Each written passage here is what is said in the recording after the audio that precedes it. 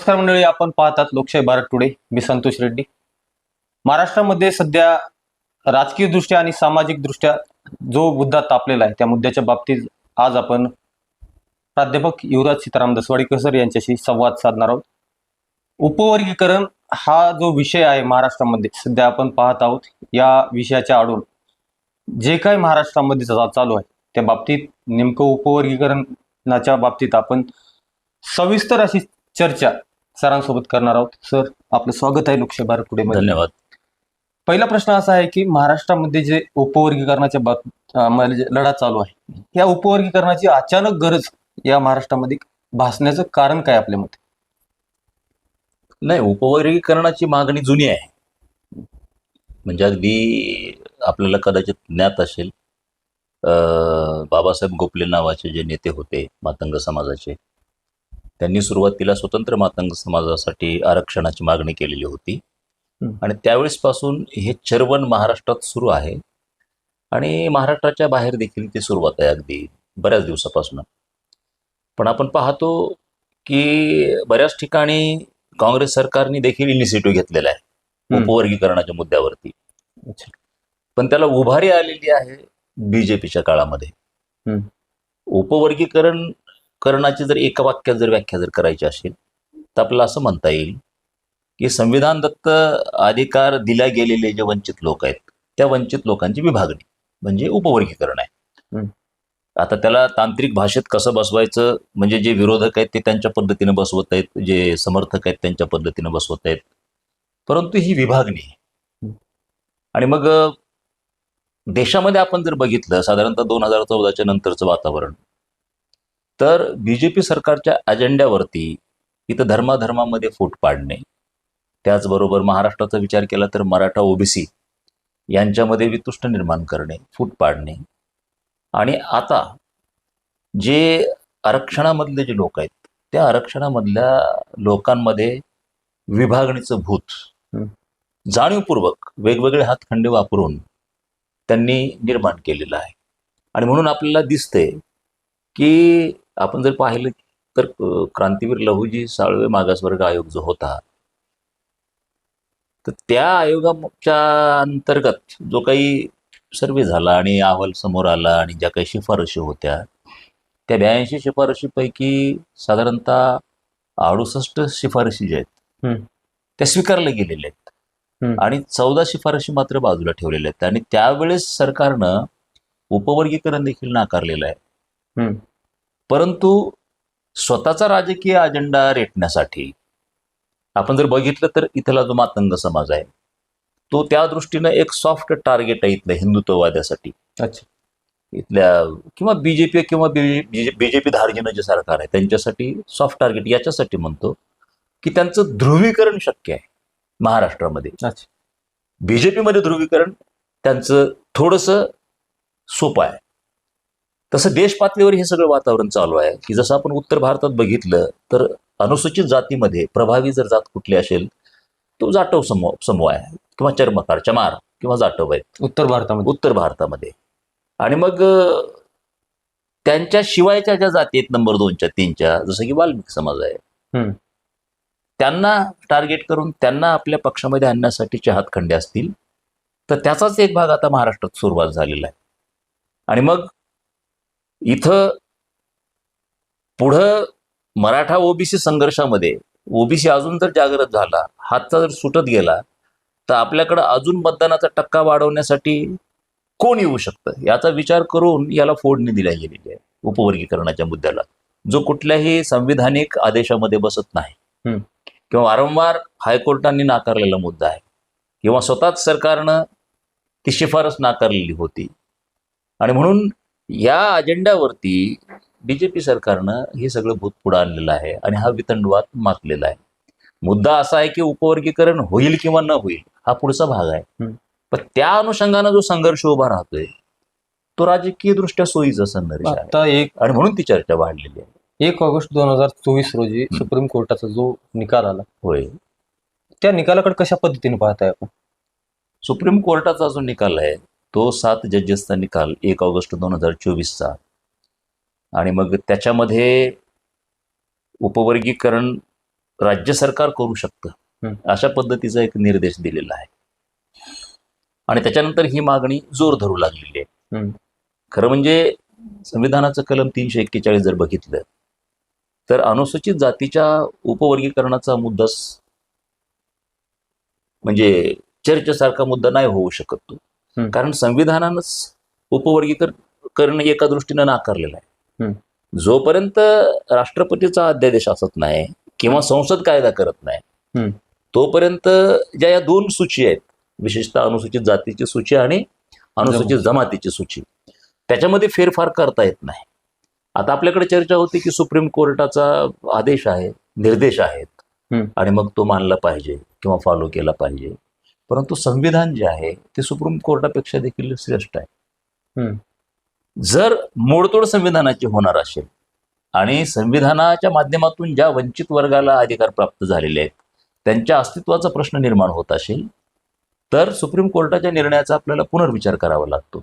पण निर्णयामध्ये दुसऱ्या ज्या बाजू आलेल्या आहेत, दुसरे जे मुद्दे आलेले आहेत त्याच्याकडे अक्षम्य दुर्लक्ष चाललेलं आहे. उदाहरणार्थ की उपवर्गीकरणाचा मागणी जी होती ती अनुसूचित जातीच्या गोटातून आलेली मागणी. हं. पण सुप्रीम कोर्टाची रॉबिनहुडगिरी जर आपण जर बघितली तर सुप्रीम कोर्टाने काय केलेलं आहे की अनुसूचित जाती तथा अनुसूचित जमातीमध्ये उपवर्गीकरण शक्य आहे हं. असं म्हटलेलं आहे सुप्रीम कोर्टाने. म्हणजे उद्या एसटी मध्ये जर उपवर्गीकरण होऊ लागलं तर आश्चर्य वाटण्याचं काही कारण नाही. किंवा तसा जर मुद्दा सरकारनं समोर आणला तर एक. दुसरा भाग असा आहे की त्या निकालामध्ये जी क्रिमिलेअरची अट त्याबद्दल जी चर्चा झालेली आहे किंवा केलेली आहे त्याच्याकडे देखील अक्षम्य दुर्लक्ष होते. म्हणजे जे वर्गीकरणाची मागणी करणारे आहेत किंवा नाकारणारे आहेत दोन्ही बाजूनी, हे क्रिमिलेअर जसं ओबीसी मध्ये आहे तर एससी मध्ये क्रिमिलेअर असलं पाहिजे. आणि ते कशा स्वरूपाचं असलं पाहिजे तर एका जनरेशननं जर फायदा जर घेतला रिझर्वेशनचा एका जनरेशननं तर त्याच्या पुढच्या जनरेशनला रिझर्वेशनचा फायदा मिळता कामा नये. सर्वे झाला पाहिजे आणि ज्यांना मिळालाय त्यांना बाहेर केलं पाहिजे. परत सर्वे झाला पाहिजे काही दिवसांनी एका विशिष्ट ठराविक पिरियडच्या नंतर. आणि परत सर्वे झाल्याच्या नंतर परत काही लोक बाहेर काढले पाहिजेत असं त्या निर्णयामध्ये आहे. म्हणजे याचं विश्लेषण जे आहे विस्तारानं पंकज मित्तल यांच्या निर्णयात आहे, त्यांचे जे निष्कर्ष आहेत त्याच्यामध्ये आहे. आणि मग हा पुनर्विलोकन कशासाठी होणार आहे तर बाहेर काढण्यासाठी. म्हणजे एका जनरेशननं घेतलं आरक्षण की त्याच्या पुढच्या कुठल्याही जनरेशनला आरक्षण मिळणार नाही अशा पद्धतीचं क्रिमिलेअर लागू होऊ शकतं किंवा लागू करावं अशी शिफारस त्या निकालामध्ये. याही मुद्द्याकडे अक्षम्य दुर्लक्ष आहे. म्हणजे जे मागणी करणारे लोक आहेत उपवर्गीकरणाची तर आपण काय म्हणतो की वादीसाठी हाल्या कापण्याचा प्रकार एक ग्रामीण भाषेमध्ये म्हण आहे. उपवर्गीकरणाच्या आणून अशा पद्धतीचं जर क्रिमिलेअर जर लादलं तर आरक्षण हे कागदावर राहील किंवा नावापुरतं राहील. आणि आताशी उभारी घेणारा हा जो समाज आहे, ताटमानीनं उभं राहणारा समाज, परत या समाजाला गुलाम व्हावं लागेल. अशा पद्धतीचे परिणाम पुढच्या काळामध्ये होऊ शकतात. तर याचीही चर्चा होत नाही. आता अशा अनेक मुद्दे त्या. आणि दुसरी गोष्ट अशी आहे की इम्पेरिकल डाटा, त्याच निकालामध्ये असं सांगितलेलं आहे की इम्पेरिकल डाटा आपल्याकडे असला पाहिजे. तसा इम्पेरिकल डाटा आपल्याकडे नाहीये. बदर समिती एका सदस्याची आहे. ती काही राष्ट्रीय मागास आयोगाकडनं नेमली गेलेली ती कमिटी नाहीये. म्हणून ती संविधान दत्त आहे असं म्हणता येत नाही. किंवा आकडेवारी जर नसेल आणि आपण जर उपवर्गीकरण जर लादणार असू तर त्याच निकालामध्ये इम्पेरिकल डाटा पाहिजे, शास्त्रशुद्ध असला पाहिजे हे जे सांगितलंय त्या मुद्द्याकडे दुर्लक्ष होते. म्हणजे आपण जर असं ठरवलं की फक्त आम्हाला निकालामधनं उपवर्गीकरणच वेगळं करायचं आणि तेच लागू करायचं असं शक्य आहे का? सुप्रीम कोर्टाचा समग्र निकाल बघावा लागेल आपल्याला. तर इम्पेरिकल डाटा देखील आपल्याकडे उपलब्ध नाही, याच्याकडे देखील दुर्लक्ष होत आहे. मुद्दा असा आहे की समंजस्यानं चर्चा होऊन तज्ज्ञाच्या माध्यमातून विचारविनिमय होऊन संविधानाच्या प्रक्रियेनुसार जर आयोग नेमला असता, कमिटी नेमली असती, त्याच्यानंतर त्याच्यावरचे जे काही आपण आक्षेप आहेत ते मागवून घेतले असते, परत चर्चा झाली असती आणि सर्व समाजांना विश्वासात घेऊन ही जर प्रक्रिया झाली असती तर मला वाटतं की एवढा जो आज वितंडवाद चाललेला आहे सोशल मीडियावर असेल किंवा बाहेर रस्त्यावरचे मोर्चे असतील, प्रतिमोर्चे असतील, ते असं झालं नसतं. याच्यातून होणार आहे एक की सरकारची नियत ठीकठाक दिसत नाही फक्त इथला जो संख्येनं नंबर 1 असलेला जो समाज आहे अनुसूचित जातीमधला आणि नंबर 2 संख्येनं असलेला जो समाज आहे, त्या समाजामध्ये प्रचंड मोठा संघर्ष उभा राहणार आहे. हेच फलित ह्या उपवर्गीकरणाचं असेल असं मला वाटतं.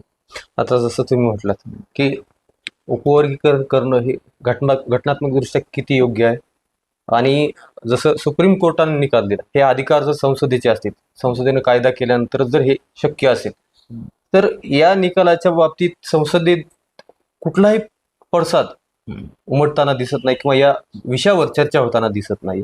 ह्या गोष्टीकडे कसं पाहता? म्हणजे हे सरकार म्हणजे स्वतःचाच निर्णय एका तुगलकीक निर्णयाप्रमाणे समाजावर थोपवत आहे आणि समाजामध्ये संघर्ष निर्माण करत आहे. हा, मग मी तेच सांगत होतो की खरोखरच जर इथल्या अनुसूचित जातीतल्या इतर जाती ज्या आहेत, ज्या उपेक्षित वंचित स्वतःला अजूनही म्हणून घेतात, म्हणजे आरक्षणाअंतर्गतही आम्ही उपेक्षित आहोत, त्यांचा जर उद्धार करायचा असेल तर अनेक योजना आपल्याला राबवता येतात. किंबहुना क्रांतीवीर लहुजी साळवे अभ्यास आयोग जो आहे त्याच्यामधल्या ज्या 68 शिफारशी आहेत त्या राबवण्याला कुणाचाच विरोध नाही, लक्षात घ्या. किंवा यापूर्वी अण्णाभाऊ साठे महामंडळाची निर्मिती झाली किंवा आरटीची निर्मिती झाली. आपला एक भाऊ म्हणजे इथले जे बुद्धिस्ट आहेत किंवा नवबुद्ध आहेत, पूर्वाश्रमीचे महार आहेत, एक मोठा समाज आणि जागरूक समाज, या लोकांनी आरटीवरती आक्षेप घेतला नाही किंवा अण्णाभाऊ साठेंच्या नावाने जे काही महामंडळ आलं त्याच्यावर आक्षेप घेतला नाही. परंतु ज्यावेळेस संविधानाच्या अस्तित्वाचाच प्रश्न निर्माण होतो, आरक्षणाच्या अस्तित्वाचाच प्रश्न निर्माण होतो, त्यावेळेस कुठेतरी विरोध करणं आवश्यक आहे. म्हणजे अज्ञानापोटी सरकारची जी ही नीती आहे चुकीची, त्याला जर कुणी जर आपला बांधव जर बळी पडत असेल तर ज्यांना समज आहे त्या लोकांनी रस्त्यावर येऊन अशा पद्धतीचं षडयंत्र थांबवलं पाहिजे किंवा त्याला विरोध केला पाहिजे. या भूमिकेतून आज उपवर्गीकरण हाणून पाडण्यासाठीचे मोर्चे निघत आहेत असं मला वाटतं. ओबीसी मराठा वाद या महाराष्ट्रात पेटवला गेला, त्याच्यामधून फलित काय मिळालं हे महाराष्ट्र जाणतो. पुन्हा धनगर आणि आदिवासी यांच्यामध्ये एसटी आरक्षणाचा वाद निर्माण झाला, त्यामध्ये देखील कुठला काय मिळालं काय नाही हे देखील महाराष्ट्रानं पाहिलं.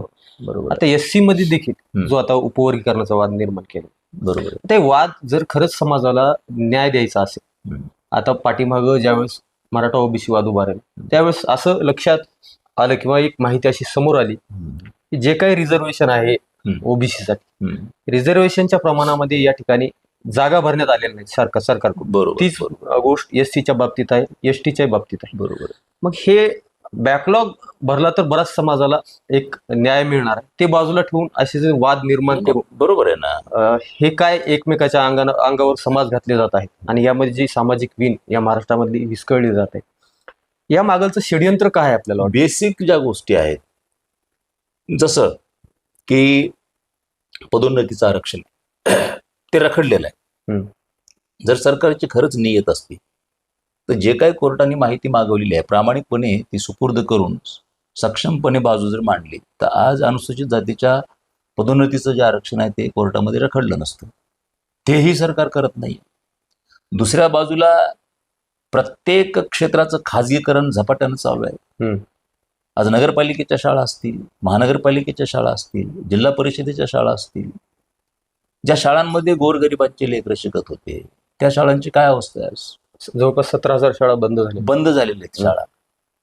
खरोखरच तुम्हाला अनुसूचित जातीमधील ज्या वंचित राहिलेल्या जाती आहेत किंवा जे समूह आहेत त्यांचा जर उद्धार करायचा असेल तर तुम्ही हे जे इन्फ्रास्ट्रक्चर आहे हे अद्ययावत केलं असतं तुम्ही, आणि या मुलांना चांगल्या पद्धतीचं शिक्षण दिलं असतं. तिकडे अक्षम्य दुर्लक्ष सरकारनं केलेलं आहे, किंबहुना त्यांना ते करायचंच नाही. दुसऱ्या बाजूला खाजगीकरणाला गती देण्यात येत आहे, प्रत्येक क्षेत्राचं खाजगीकरण करण्यात येत आहे.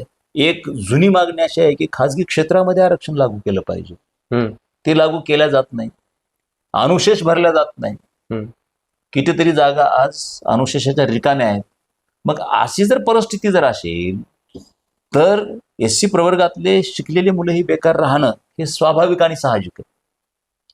आणि ही जर सगळी कामं केली किंवा अशा पद्धतीनं जर योजना आखली सरकारनं आणि त्याची अंमलबजावणी जर केली तर मला असं वाटतं की लहानातली लहान जी जात आहे अनुसूचित जातीमधील, त्या लहानातल्या लहान जातीला देखील संधी मिळाल्याशिवाय राहणार नाही. प्रत्येकाला संधी मिळेल. म्हणजे जाणीवपूर्वक अशा पद्धतीचं धोरण राबवायचं जेणेकरून इथला उपेक्षित तरुण उपेक्षितच राहील, किंबहुना सवर्णांमधला जो सुशिक्षित तरुण आहे तोही अशिक्षितच राहील किंवा बेरोजगारच राहील. अशा पद्धतीचं धोरण एका बाजूला राबवायचं आणि याचा ठपका कुणातरी दुसऱ्या अनुसूचित जातीमधील जे पुढारलेले आहेत त्यातल्या त्यात पुढे आलेले जे लोक आहेत त्यांच्यावरती ठेवायचा आणि दोन समाजामध्ये संघर्ष पेटवायचा, ही रणनीती आखून हे सगळं चाललेलं आहे. आणि म्हणून इथला जो आंबेडकरवादी जो समूह आहे तो आज रस्त्यावर येतोय. तो केवळ आणि केवळ उपवर्गीकरणाचा मुद्दाच रेटतोय असं नाही. या अनुषंगाने जी चर्चा होती की मराठा ओबीसीवादाची चर्चा होती या अनुषंगाने, किंवा उद्या आदिवासींच्या संदर्भात काय निर्णय होऊ शकतो याचीही चर्चा होती या अनुषंगाने. मणिपूरला काय झालं, दोन्हीही ट्राईब्सच एकमेकाला भिडल्या आणि कत्तली झाल्या. म्हणजे हाही संघर्ष पुढे महाराष्ट्रामध्ये उद्भवू शकतो याची चर्चा होत आहे.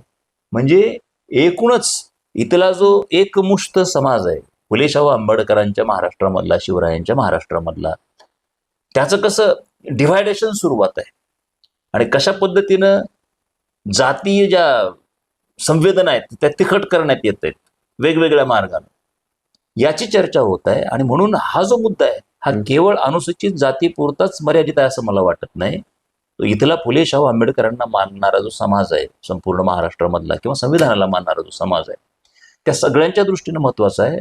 आणि हा जो डिस्कोर्स उभा राहिलेला आहे, मला असं वाटतं की प्रत्येकानं त्यामध्ये सम्मिलित झालं पाहिजे. आणि उपवर्गीकरणाचे तोटे काय आहेत, संविधानाला कुठले धोके निर्माण होणार आहेत, कशा पद्धतीने सरकार फसगत करत आहे, याची चर्चा झाली पाहिजे आणि त्याचं काम ग्राउंडवरती झालं पाहिजे असं माझं मत आहे. तर जे काही आरक्षणाचं तत्व आपल्या भारतीय घटनेमध्ये आहे, या संपूर्ण पॉलिसीचा वापर हा राजकीय लोकांकडून एक परसेप्शन तयार करण्यासाठी केला जात आहे. या बाबतीत असं आपण काय केलं पाहिजे की जेणेकरून आरक्षणाचं तत्व देखील मजबूत राहील आणि समाजामध्ये जी सामाजिक तेढ निर्माण होत आहे ती टाळली जाऊ शकेल? बघा, बाबासाहेब आंबेडकरांनी ज्यावेळेस जातींचे प्रवर्ग तयार केले, म्हणजे जातींचं रूपांतर बाबासाहेब आंबेडकर प्रवर्गांमध्ये करतात. बाबासाहेब संविधान सभेच्या समोरचं शेवटचं जे भाषण आहे त्या भाषणामध्ये बाबासाहेब आंबेडकरांनी सांगितलं होतं की जात ही राष्ट्र निर्मितीच्या मार्गातली अडथळा आहे, मोठी धोंड आहे, हे बाबासाहेबांचं मत होतं. आणि जोपर्यंत ती संपत नाही तोपर्यंत एक प्रगतिशील राष्ट्र म्हणून आपण पुढे येणार नाहीये. आणि याच्यासाठी काय करावं लागेल तर जाती अंताची जी चळवळ आहे ती उभी करावी लागेल, ही बाबासाहेब आंबेडकरांची भूमिका होती. आणि संविधान सभेच्या शेवटच्या भाषणामध्ये बाबासाहेब आंबेडकरांनी त्याचं विश्लेषण केलेलं होतं. आणि मग संविधानिक मार्गानं काय करता येईल, किमान जातीय ज्या भेदरेषा आहेत त्या पुसट करता येतील का, हळूहळू त्या नष्ट करता येतील का, याचं प्रयोजन बाबासाहेब आंबेडकर करतायत संविधानामध्ये. आणि त्याच्यासाठी जाती म्हणून बाबासाहेब आंबेडकर प्रवर्ग तयार करतात. जसा की अनुसूचित जातीचा एक प्रवर्ग आहे, जसा की ओबीसीचा एक प्रवर्ग आहे, जसा की इथल्या ट्राईब्सचा एक प्रवर्ग आहे. म्हणजे जात मागे सोडणे आणि प्रवर्ग तयार करून त्या माध्यमातून एकत्रित आणणे लोकांना, ही बाबासाहेब आंबेडकरांची भूमिका जी होती ही राष्ट्रहिताची भूमिका होती, समाजहिताची भूमिका होती.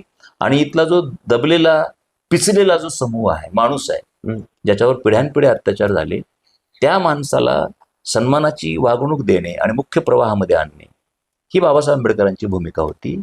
या भूमिकेला तडा देणंच चालू आहे. आता जे तुम्ही जे सगळे मुद्दे सांगितले की इथले मराठा विरुद्ध ओबीसी अशा पद्धतीचे संघर्ष असतील, किंवा ट्राईब्समधले संघर्ष असतील, किंवा अनुसूचित जातीमधले संघर्ष असतील, धर्माधर्मामधील संघर्ष, उभे केले जाणारे संघर्ष असतील, तर हे कशासाठी आहे तर जी एक संविधानाच्या शिल्पकाराची भूमिका होती, किंवा जे संविधानवादी लोक तदनंतरच्या 2-3 पिढ्या जी मांडणी करत होती त्याला छेद देण्यासाठीचा हा कार्यक्रम आहे, जेणेकरून ठराविक लोकांची मक्तेदारी आणि हुकुमशाही या समाजावरती राहील. सगळ्यात मोठा अडथळा कुठला आहे, ही अशा पद्धतीची हुकुमशाही प्रस्थापित करण्याच्या मधला तर संविधान आहे. बरं, संविधान काय एका दिवसात उलटून फेकण्यासारखी परिस्थिती आहे का? नाही.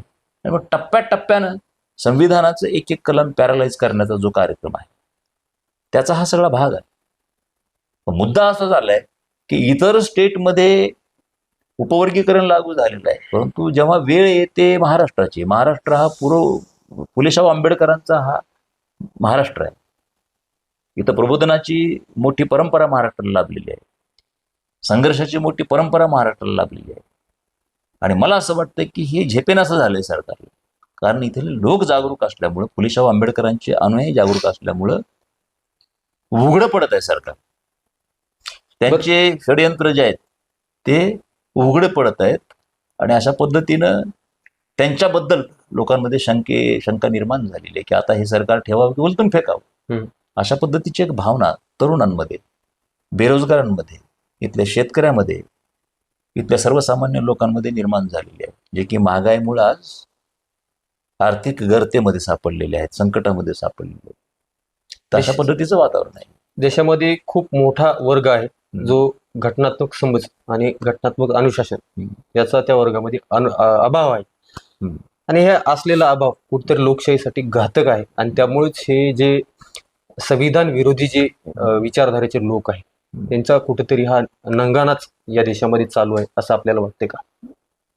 आता याच्याकडे मी असं बघतो की ज्यावेळेस देशाला स्वातंत्र्य मिळालं, स्वातंत्र्य मिळाल्याच्या नंतर इंग्रज इथून निघून गेले आणि आपल्या ताब्यामध्ये देशाला देशाच्या भवितव्याच्या दृष्टीनं ज्या ज्या बाबी आवश्यक होत्या, संपूर्ण संरचना इथल्या सरकारची, सगळ्या मशिनरीज तुमच्या हातामध्ये होत्या. तर त्यांच्या माध्यमातून देशाच्या सुरक्षित भवितव्यासाठीच्या बाबी राबवता आल्या असत्या, पण त्या आपण राबवलेल्या नाहीत प्रामाणिकपणे. उदाहरणार्थ तुम्हाला सांगतो, तुम्ही आता म्हणालात की संविधानाच्या विषयीची जी काही साक्षरता आहे ती ज्या प्रमाणामध्ये आपल्याकडे असायला पाहिजे त्या प्रमाणामध्ये नाही. एक करता आलं असतं की आपण वेगवेगळ्या पंचवार्षिक योजना राबवल्या, परंतु या संविधानाचं ज्ञान सर्वसामान्यापर्यंत गेलं पाहिजे म्हणून आपण शिक्षणामध्ये संविधान कितपत आणलं किंवा संविधानिक दृष्टिकोन त्या विद्यार्थ्याचा बनवण्यासाठी आपल्या सिलेबसमध्ये किंवा जे काही टीचिंग लर्निंग प्रोसेस चालते एकूणच शाळामध्ये, महाविद्यालयामध्ये, तर अशी डिबेट किती प्रमाणामध्ये आपण घडवून आणली. संविधानाच्या प्रास्ताविकेचं वाचन अलीकडे सुरुवात झालं. एक 10-15 वर्षापूर्वी संविधानाची प्रास्ताविका लोकांना माहीत नव्हती. ही परिस्थिती आहे. जो संविधानाचा आत्मा आहे, प्राण आहे, म्हणजे संविधान साक्षरता आपल्याकडं जे सेटअप आहे एज्युकेशनचं, शिक्षणाचं, त्या माध्यमातून आपल्याला निर्माण करता आली असती. किंवा जात मोडण्याचा कार्यक्रम आपण दिला का? आपल्याकडे जे सेटअप होतं शिक्षणाचं त्याच्या माध्यमातून जात मोडण्याचा कार्यक्रम आम्ही दिला का? तर आम्ही दिला नाही. आणि म्हणून एखाद्या समाजावर संस्कार करण्याची जबाबदारी, ज्या पद्धतीनं कुटुंबावर संस्कार करण्याची जबाबदारी ही कुटुंब प्रमुखाची असते. तुमची नीतिमत्ता तुमच्या कुटुंबातल्या संस्कारावर देखील अवलंबून असते. तर त्याचप्रमाणे एखाद्या समूहाच्या नीतिमत्तेची जबाबदारी ही तिथल्या सरकारवर असते. जनतेला नीतिमत्तेचे धडे देण्याचं काम ज्याच्या हातामध्ये सत्ता आहे त्या लोकांनी केलं पाहिजे. मग तो संविधानाचा संस्कार असेल, तो जातपात विरोधी संस्कार असेल, तो सेक्युलरिझमचा संस्कार असेल, हा संस्कार देण्याचं काम सरकारच्या हातामध्ये असतं, सत्ताधाऱ्याच्या हातामध्ये असतं. कारण एकूणच सेटअप आणि ज्या योजना राबवायच्या हा सगळा व्यवहार त्यांच्या हातामध्ये असतो. तर माझं मत असं आहे की स्वातंत्र्याच्या नंतर काँग्रेसने ही भूमिका प्रामाणिकपणे पार पाडली नाही. आणि त्यानंतर बीजेपी सरकार जे आलंय त्यांनी तर पाडलीच नाही. त्यांनी उलट अजून कशा पद्धतीनं जातीवाद वाढेल, धर्मवाद वाढेल याच पद्धतीनं पावलं टाकलेली आहेत. आणि अशा पद्धतीने हे दोन्ही सरकार त्याला कारणीभूत आहे असं माझं स्पष्ट मत आहे. आता हे आरक्षणाचे जे काही संघर्ष महाराष्ट्रामध्ये किंवा देशामध्ये वेगवेगळ्या भागामध्ये चालू, या आडवून महापुरुषांची विटंबना देखील होताना आपण पाहत आहोत. महापुरुषावरती अर्वाच्य भाषेमध्ये किंवा वेगवेगळ्या जे दूषण आहे ते वापरली जात आहे. काय संदेश देणार आहेत समाजाला या निमित्तानं की जी घटनात्मक लढाई आहे ती घटनात्मक पद्धतीनं लढली गेली पाहिजे, ना की तिचं विद्रुपीकरण केलं पाहिजे? बरोबर. काय संदेश देणार आहे त्यामध्ये? याच्यामध्ये कसं आहे की याची सुरुवात समाज माध्यमावर झालेली आहे. आज सहजासहजी 4 चौघामध्ये उभं राहून कोणी सरळ सरळ महापुरुषाची बदनामी करत नाही आमोरासमोर. तर हे समाज माध्यमावर चाललेलं आहे. समाज माध्यमावर मोठ्या प्रमाणामध्ये छुपे अकाउंट्स आहेत. हम्म. इथले जे विषमतावादी लोक आहेत त्यांचे IT सेल आहेत, हम्म. इथले जे मनोवादी लोक आहेत त्यांचे IT सेल आहेत, आणि सिस्टमॅटिकली हा कार्यक्रम राबवला जात आहे. अनेक फेक अकाउंटवरनं भडक स्वरूपाचे, म्हणजे समाजामध्ये वितुष्ट मातवणारे अशा पद्धतीचे संदेश पाठवून हे सगळा कार्यक्रम चाललेला आहे. आणि त्याच्यामुळं त्या समाजामधले जे शहाणे लोक आहेत, जे सुशिक्षित लोक आहेत, ज्यांनी फुल्यांचा अभ्यास केला आहे, ज्यांनी बाबासाहेब आंबेडकरांचा अभ्यास केलेला आहे, ज्यांनी शाहू महाराजांची चळवळ ज्यांना माहीत आहे, अशा लोकांनी पुढाकार घेऊन ह्या बाबी स्पष्ट करणं आवश्यक आहे. पण याच्यावर चर्चा जास्त होत नाही. आणि गदारोळ दोन्ही बाजूने असा मातलेला आहे की कुठंतरी अशा सुशिक्षित लोकांचा आवाज एक क्षीण दिसतोय, आणि त्याच्यामुळे हे सगळं चाललेलं आहे. मुद्दा असा आहे की जे विषमतावाद्यांना अभिप्रेत आहे तेच घडताना दिसत आहे. इथं जे चळवळीचे खरेखुरे लोक आहेत त्यांचं कर्तव्य बनतं की त्यांनी अतिशय संयमी भूमिका घेतली पाहिजे, त्यांनी अतिशय शहाणपणाची भूमिका घेतली पाहिजे, आणि जे काही हे अज्ञानी लोकांकडून चाललेलं आहे ते थोपवण्याचा त्यांच्या परीने प्रयत्न केला पाहिजे असं मला वाटतं. किंबहुना होईल असं की प्रतिक्रांतीवाद्यांचे जे मनसुबे आहेत त्यालाच आपण खतपाणी घालतो की काय, अशी परिस्थिती निर्माण होईल असं मला वाटतं. म्हणजे काय करायला पाहिजे तर जे सध्याचे तरुण मुलं आहे या सर्व मायाजाळामध्ये अडकलेले आहे, आणि त्यांनी नाही, हे एका दिवसात घडलेलं नाही, हे एका दिवसात घडलेलं नाही. मी ज्या बाबी तुम्हाला सांगितल्या की एका बाजूला बेकारी आहे, दुसऱ्या बाजूला भूकमारी आहे, तिसऱ्या बाजूला शेती पिकत नाही, चौथ्या बाजूला व्यापारामध्ये तुम्हाला स्कोप नाहीये, अवकाश नाहीये व्यापारामध्ये. मग असा बेकार तरुण जर असेल, बेचैन तरुण जर असेल, तर त्याच्या हातात दगड देणं अवघड नाहीये ना. म्हणजे जी प्रक्रिया सिस्टमॅटिकली राबवली जाते की आपल्या विचाराचे, आपल्या राजकारणाचे बिनपगारी पोलीस निर्माण करण्याचं काम आज अनेक वर्षापासून चालू, आणि ते आता फलद्रूप होताना दिसत आहे. म्हणजे हा अचानकच हे वातावरण निर्माण झालेलं आहे किंवा अचानकच अशा पद्धतीचे प्रश्न समोर आलेले आहेत असं नाही आहे. सुरुवातीच्या काळामध्ये स्वातंत्र्याच्या नंतर, गांधीजींची हत्या झाल्याच्या नंतर सरदार पटेलांनी जी RSS वरती बंदी आणलेली होती, तदनंतर स्वातंत्र्याची मुक्ताफळं सगळ्यांनी चाखावी, तेही आपलेच बांधव आहेत या भूमिकेतून परत बंदी उठवली. तदनंतर त्यांनी ज्या पद्धतीनं एक विचार पेरायला सुरुवात केली लहान लहान मुलांच्या मस्तकामध्ये, शाखांमध्ये बोलवून, त्यावेळी सरकार काँग्रेसचं होतं. त्यांना भान नव्हतं का? किंवा गांधी हत्येवरचे नथुराम गोडसेविषयीची जी नाटकं लिहिल्या गेली, सादरीकरण झालं, उदात्तीकरण झालं नथुरामाचं, हे कुणाच्या काळात झालेलं आहे? काँग्रेसच्या काळात झालेलं आहे. पुढे याचा काय परिणाम होऊ शकतो हे काँग्रेसच्या सत्ताधाऱ्यांना माहित नव्हतं का? तर ह्या सगळ्या गोष्टी नजरेआड झाल्या. बरेचसे काँग्रेसचे लीडर आता सत्तेमध्ये आहेत. हो ना, त्या काळी ते सत्तेमध्ये जे होते, आज देखील आता भाजपकडून सत्तेमध्ये आहेत. बरोबर आहे, खरं आहे की ते. मग हे आलटून पालटून सत्ता भोगतात, काँग्रेस आणि भाजप एक आहे असा संदेश जातो नाही मग. परिस्थिती तशीच निर्माण झालेली आहे, कारण पिढ्यानपिढ्या घराणेशाही पोचल्या गेली, आणि आज परिस्थिती अशी आहे की त्या घराण्याचा जो प्रतिनिधी आहे तो सत्तेच्या बाहेर राहू शकत नाही. म्हणजे सत्ता जर नसेल तर पाण्याच्या बाहेर मासे जसे तडपडतात तशी त्यांची परिस्थिती होते. मग ते पक्ष बघत नाहीत, विचारसरणी बघत नाहीत. आपली मक्तेदारी राखण्यासाठी आणि जे काही आपल्या पापी कृष्ण कृत्यातून त्यांनी उभा केलेला आहे, जी माया उभा केलेली आहे, ती सांभाळण्यासाठी त्यांना सत्ता पाहिजे असते, आणि मग ते विचार सोडून, पक्ष सोडून निघून जातात. ही परिस्थिती निर्माण झाली.